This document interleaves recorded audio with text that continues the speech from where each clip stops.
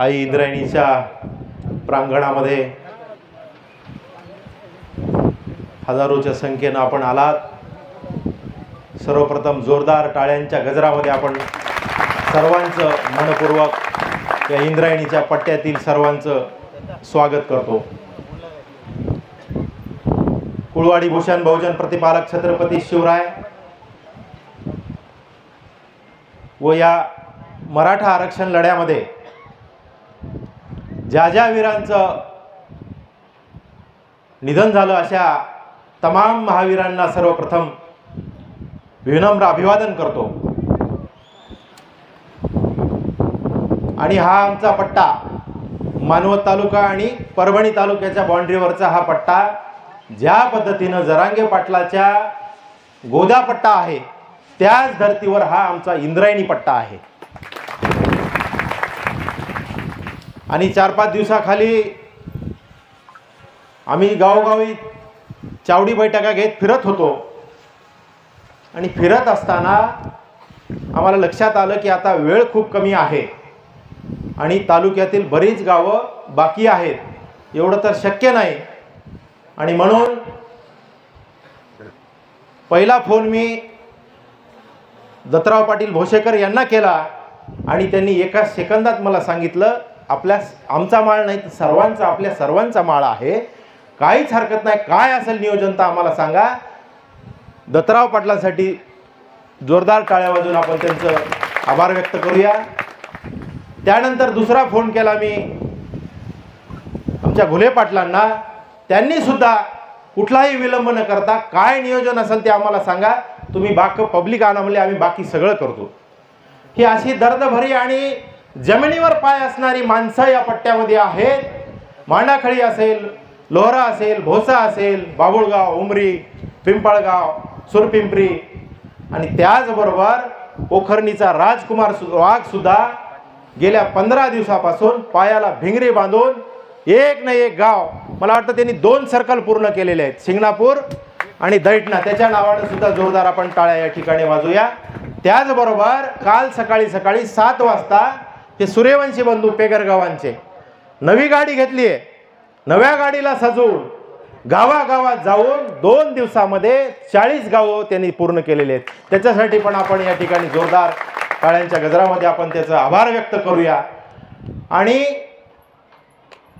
आता खूप जण बोलणार आहेत, विशेष काही असं प्रत्येकाला माहीत झालंय, फक्त इथून ही कसं जायचं, कुठून जायचं, कुठं मुक्काम करायचा, काय सोबत घ्यायचं, ह्या सगळ्या गोष्टी सविस्तर माहितीसाठी गेल्या 2 वर्षापासून मनोजदादा सोबत अहोरात्र काम करणारा आपला उदय भिसे पाटील याच्या नेतृत्वामध्ये, कारण कुठल्याही राजकीय याला बोलवायचं नाही, कुठलाही चमकोगिरी करणाराला बोलवायचं नाही असं आमचं ठरलं। आणि आम्ही गेल्या 2 वर्षापासून आपल्या मातीतला भूमिपुत्र उदय भिसे याचाही सन्मान झाला पाहिजे म्हणून आम्ही त्याच्या मार्गदर्शनाखाली ही मोठी बैठक या ठिकाणी आयोजित केली। त्या बैठकीला आपण मोठ्या संख्येने आलात। खरोखरच आता अतिशय बिकट परिस्थिती आहे मित्रांनो, AI चं जग चालू झालेलं आहे, म्हणजे कुठं जग गेलेलं आहे। आणि याच्यामध्ये हे करत असताना मराठा या कम्युनिटीला आरक्षणाची का गरज आहे, कारण आपण 90च्या दशकातले आहोत, तर आपले मायबाप हे खमके होते, त्या काळामध्ये सातबाराही मोठ्या होत्या, त्यांच्या जीवावर आपण नाचलो, खेळलो, बागडलो, सेटल झालो। पण येणारी पिढी, हे जे काही बारकाली मुलं आहेत 10-15 वर्षाची, याच्यासाठी यांना या स्पर्धेमध्ये टिकायचं असेल, या नवीन तंत्रज्ञानाच्या युगामध्ये टिकायचं असेल, IT क्षेत्रामध्ये असेल, मेडिकल फील्डमध्ये असेल, तर त्याला फक्त आणि फक्त आरक्षणाशिवाय त्या स्पर्धेमध्ये टिकू शकत नाही।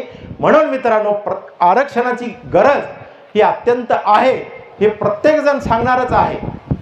आपल्याला कुठल्याही जाती धर्मावर टीका करायची नाही। 350 वर्षापूर्वी छत्रपती शिवरायांनी सुद्धा 18 पगड जातीला सोबत घेऊन हे स्वराज्य टिकवलं, वाढवलं। त्याच्या पुढं छत्रपती संभाजी महाराजांनी सुद्धा अतिशय चांगल्या पद्धतीनं स्वराज्य चालवलं। त्याच धर्तीवर हा 40 किलोचा 40 वर्षाचा माणूस मनोज जरांगे पाटील नावाचा माणूस अहो रात्र या समाजासाठी 2 वर्ष घरदार सोडून त्या आंतरवालीच्या अक्षरशः पत्राचा शेड आहे हो तिथे, मागे आम्ही उन्हाळ्यामध्ये गेलो होतो बालाजी पाटील, आम्ही सातत्यानं आमचं जाणं असतं, तर तिथं 42 डिग्री सेल्सिअसमध्ये फक्त फॅन होता आणि गरम असं एकदम हीटरमध्ये गेल्यासारखं त्या ठिकाणी गेल्यानंतर जाणवलं.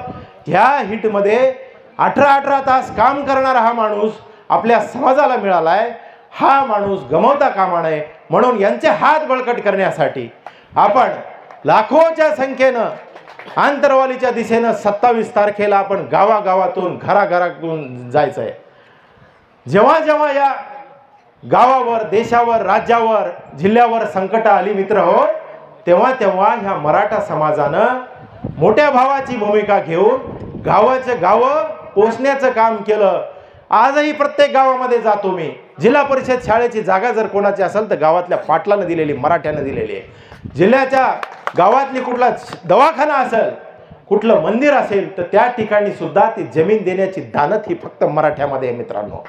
म्हणून आपली ही एकजूट अशीच झाली पाहिजे. मनोजदादांनी हे मराठे फार बौद्धिक आणि फार कलाकार आहेत हे नेहमी सांगतात ते भाषणामध्ये, पण एका रेषेमध्ये, एका याच्यामध्ये, जथ्यामध्ये बांधण्याचं काम त्यांनी केलं. म्हणून आज आपल्याला बघायला मिळतं की धुऱ्याचे भांडणं असोत, भावकीचे भांडणं असोत, बऱ्याच प्रमाणामध्ये, कमी प्रमाणामध्ये झालेले आहेत. आणि आपण पाहतो मागच्या कित्येक 50 वर्षामध्ये या लोकांनी, राजकीय लोकांनी, राजकर्त्यांनी आपल्याला हिंदू मुस्लिम म्हणून फ्रंट वॉरियर्स मराठे, तिथं कशाचे हिंदू, हे फक्त मराठे.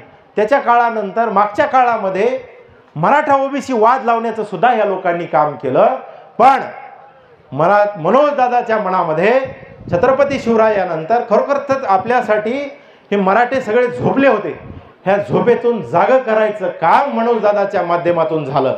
कारण 18 पगड जातीला सोबत घेऊन जाणारा हा मावळा लातूरमध्ये ओबीसीचा उपोषण असो, त्या ठिकाणी जाऊन ओबीसी बांधवांना एसटी मधून आरक्षण देण्याची सगळ्यात पहिले मागणी जर कोण केली असाल ते मनोजदादा जरांगे पाटलांनी केली. त्यानंतर बीडच्या मुंडेताई प्रकरण 3 दिवसात मार्गी लावलं.